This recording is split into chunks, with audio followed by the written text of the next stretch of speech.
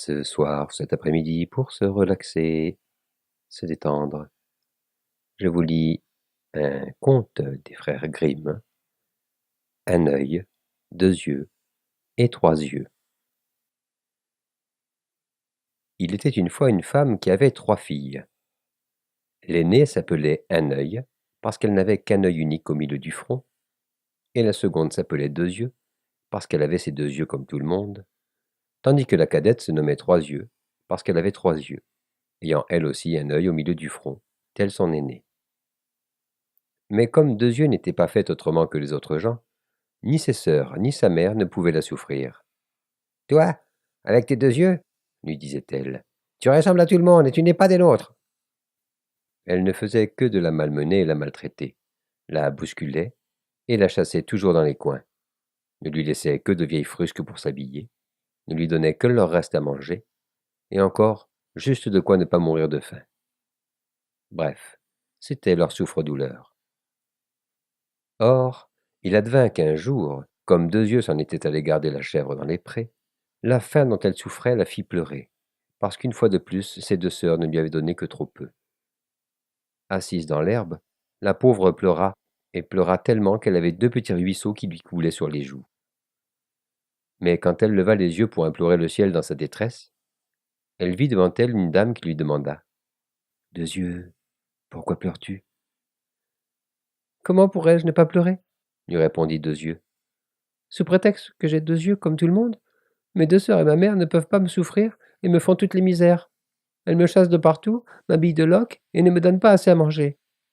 Je n'ai jamais que leur reste, et aujourd'hui, il y avait si peu que la faim me tenaille sans cesse. Allons, sèche tes larmes, Deux yeux, lui dit la fée, et écoute-moi bien. Tu ne connaîtras plus jamais la faim. Tu n'as qu'à dire hé hé hé, la biquette, petite table prête. Et tu auras devant toi la table mise proprement, avec la nappe blanche et le couvert, et les plats finement servis, dont tu pourras manger autant que ton envie. Et après, lorsque tu te seras bien régalé et que tu n'auras plus besoin, tu diras mais hé hé hé, la biquette, petite table arrête. Et aussitôt, elle aura disparu sous tes yeux. Ces paroles dites, la fée était partie. Alors Deux yeux se dit qu'elle allait essayer tout de suite si c'était bien vrai, puisqu'elle avait si grand faim. Mais hé hé hé, la biquette, petite table prête. Mais oui, presque en même temps que les paroles, la petite table se trouvait là, avec sa nappe blanche, l'assiette, le couteau, la fourchette et une cuillère d'argent. Et les plats succulents et fumants attendaient devant elle et sentaient bon. On eût dit qu'ils arrivaient tout droit de la cuisine. Mon Dieu, soyez notre hôte en tous les temps. Amen.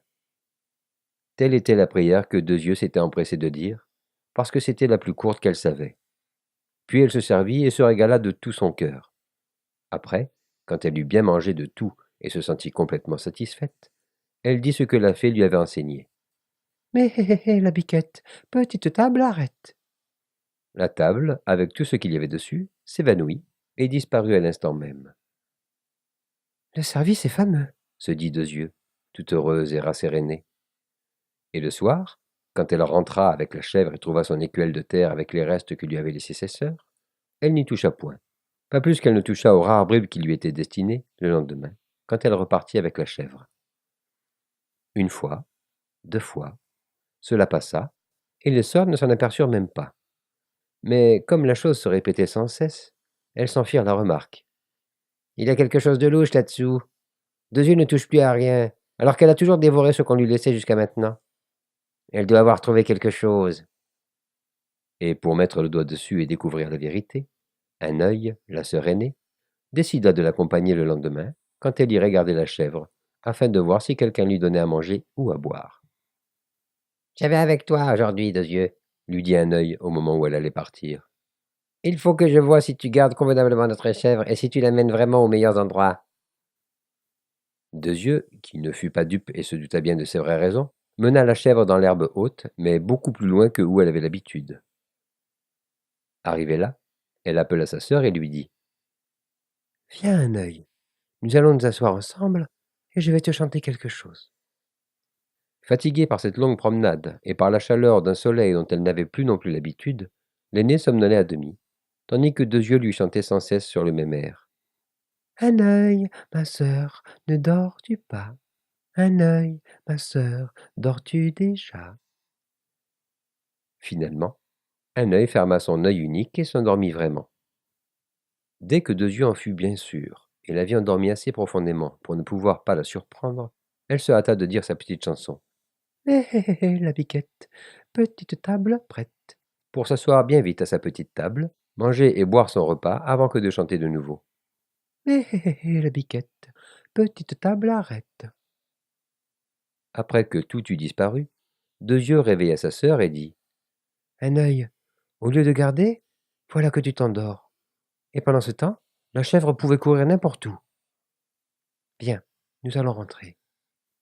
Lorsqu'elle fut revenue à la maison, deux yeux ne toucha pas au malheureux petit morceau qu'on avait mis dans son écuelle, mais un œil fut bien incapable de dire à sa mère pourquoi elle ne mangeait pas. Je me suis endormie là-bas, avoua-t-elle pour s'en excuser. Le lendemain, la mère dit à Trois Yeux. C'est toi qui iras aujourd'hui avec elle. Mais fais attention et surveille-la bien, car si Deux Yeux mange là-bas, ou si quelqu'un lui apporte à manger et boire, cela doit se faire en cachette. Alors Trois Yeux alla rejoindre Deux Yeux, et lui dit qu'elle voulait venir avec elle garder la chèvre, et voir si elle le faisait bien. Deux Yeux ne fut pas dupe et comprit parfaitement ce qu'elle avait dans l'idée. Aussi mena-t-elle la chèvre assez loin dans les hautes herbes, puis elle invita sa sœur à s'asseoir à côté d'elle, en lui proposant de chanter un peu pour la distraire. Trois Yeux s'étendit dans l'herbe, déjà fatigué par le long chemin, et un peu étourdi par la chaleur du soleil. Alors Deux Yeux reprit à son intention sa petite chanson de la veille, mais par inattention, elle commença comme la veille et chanta sans s'en apercevoir. Un œil, ma sœur, ne dors-tu pas? Avant de reprendre correctement. Trois yeux, ma sœur, dors-tu déjà? Et quand la petite berceuse accomplit son œuvre, Trois Yeux s'endormit en effet, mais seulement avec ses deux yeux. Son troisième œil, lui, ne s'était pas endormi, ayant échappé au charme. Et si elle le ferma, ce fut par ruse et seulement pour pouvoir guetter sous ses cils et surprendre tout ce qu'il y aurait à surprendre. Aussi, lorsque Deux Yeux, la croyant profondément endormie après sa petite chanson, mangea et but son content, puis chanta l'autre petite chanson, le troisième œil de Trois Yeux vit tout. Deux Yeux vint alors réveiller sa sœur et lui dit comme à l'autre. Tu dormais, Trois Yeux? Tu ne vaux rien pour garder. Viens, nous rentrons à présent. Et elles rentrèrent. Mais quand elles furent à la maison, Deux Yeux ne toucha pas à ce qu'on avait mis dans son écuelle. Et Trois Yeux dit à leur mère. Je sais à présent pourquoi cette orgueilleuse ne veut rien de ce qu'on lui donne. Une fois là-bas, elle dit à la chèvre. Mais la biquette, petite table prête. Et elle a devant elle une petite table couverte de meilleurs plats, bien meilleurs que ceux que nous mangeons, nous. Son repas terminé, elle dit encore. Mais la biquette, petite table arrête. Et alors tout s'en va. J'ai tout vu clairement et nettement, parce qu'avec une petite chanson, elle m'avait endormi deux yeux, mais le troisième était resté ouvert. C'était plus qu'il n'en fallait pour exciter la jalousie furieuse de la mère. Mademoiselle a des prétentions, hein s'écria-t-elle en s'en prenant à Deux Yeux.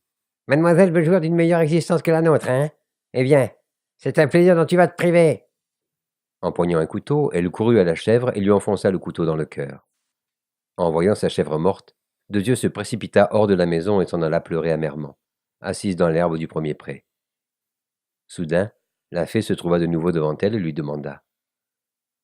Pourquoi pleures-tu, Deux Yeux? Comment pourrais-je ne pas pleurer?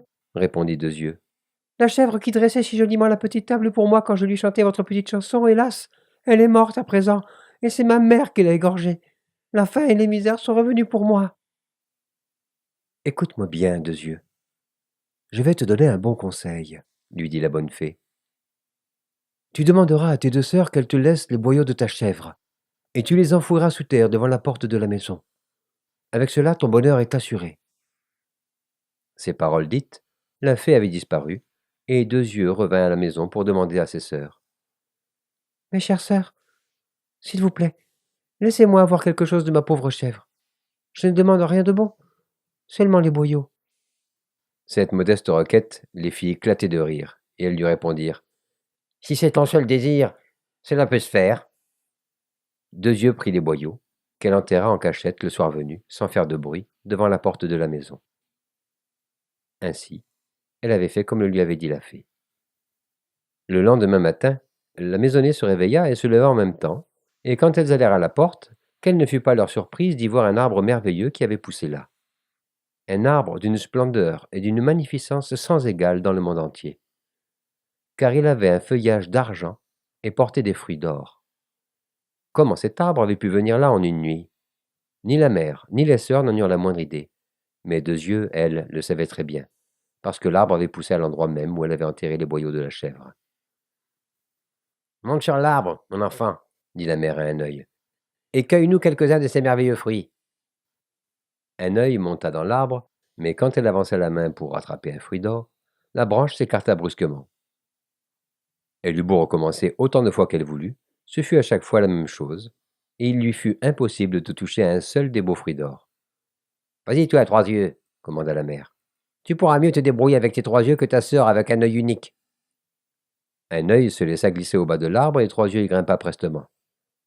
Mais elle put bien s'y prendre comme elle voulut et regarder partout à la fois avec ses trois yeux. Elle n'eut pas plus de succès que son autre sœur. Les fruits d'or se tenaient toujours hors de sa portée.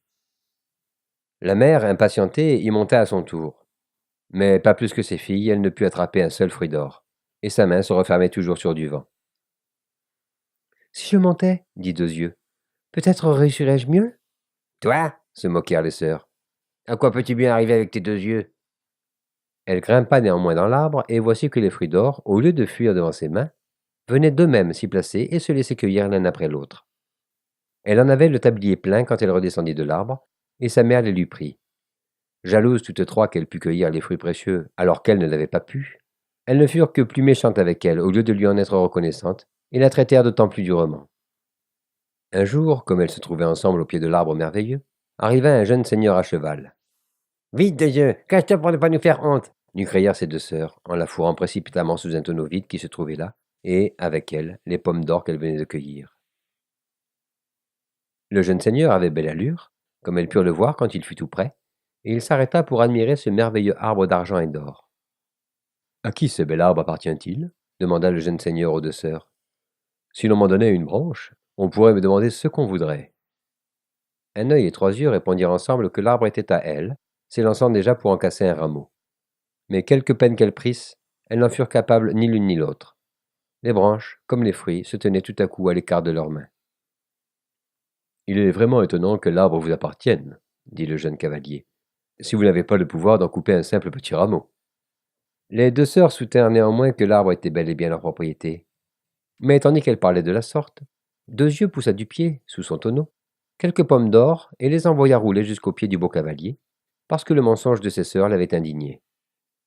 Voyant les fruits d'or devant lui, le jeune seigneur s'étonna et demanda d'où ils venaient. Alors, un œil et trois yeux avouèrent qu'elles avaient une autre sœur, qui ne devait pas se montrer parce qu'elle n'avait que deux yeux comme le commun des gens. Le jeune seigneur voulut pourtant la voir. Il l'exigeait. C'était son grand désir.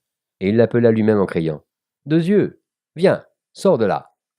Le plus naturellement du monde, Deux Yeux se glissa hors du tonneau pour s'approcher, et le beau cavalier s'émerveilla de sa grande beauté. « Toi, Deux Yeux, lui dit-il, tu peux sûrement me cueillir une branche de l'arbre. »« Mais oui, répondit Deux Yeux, je le peux bien, puisque cet arbre m'appartient. » Grimpant à l'arbre, elle en cassa une merveilleuse branche avec ses feuilles d'argent et ses fruits d'or, qu'elle tendit au beau cavalier. « Que veux-tu que je te donne en échange, Deux Yeux ?» demanda le cavalier. « Ah, répondit Deux Yeux, moi qui n'ai que misère, chagrin et douleur, qui ne connais que faim et soif de la pointe de l'aube jusqu'au bout du soir, si vous vouliez m'emmener avec vous, ce serait ma délivrance, et j'en serais heureuse. » Le jeune seigneur la prit en croupe et galopa jusqu'au château de son père, où elle eut une garde-robe magnifique et table selon son cœur.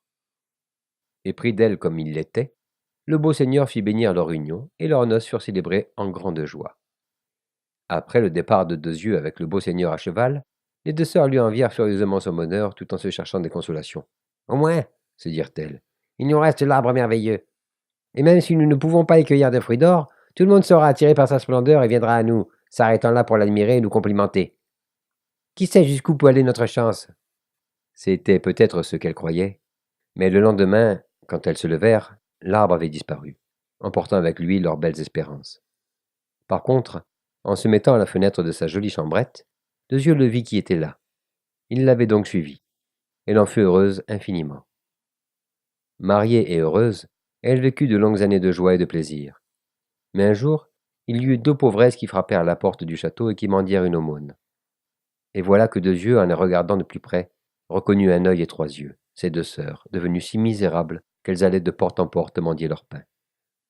Deux yeux les reçut avec cœur et les garda près d'elles, les traitant avec une telle générosité et une telle affection qu'elles eurent toutes deux un sincère remords, et se repentirent profondément du mal qu'elles avaient pu faire à leur sœur dans sa jeunesse.